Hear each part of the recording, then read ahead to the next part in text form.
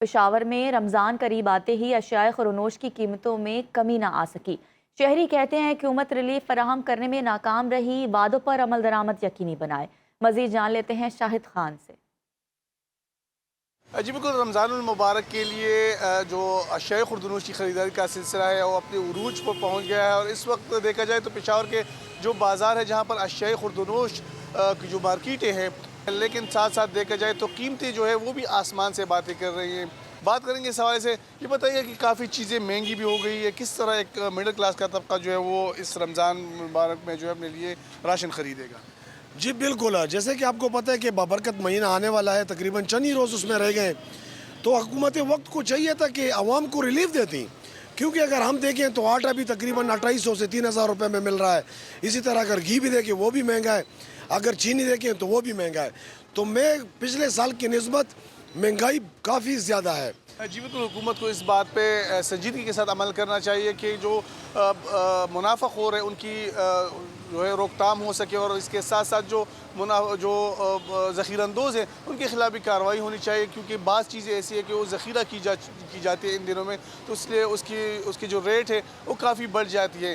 دوسری جانب صوبائی حکومت کی جانب سے رواں سال اشیاء خوردنوش کا نقرامہ بھی جاری کیا گیا ہے، لیکن اس میں بھی عمل درآمد جو ہے بعض مقامات پر نہیں ہو پا رہا، جس کی وجہ سے جو شہری ان کو مزید مشکلات کا سامنا کرنا پڑ رہا ہے۔ خبر شامل کریں گے وزیر اعلیٰ پنجاب کے ایکس پر بیان میں مثالی اقدام کا اعلان۔ یکم رمضان مبارک سے ضرورت مند خاندانوں کی فوری مدد کے لیے مریم کو بتائیں پروگرام کا آغاز ہوگا۔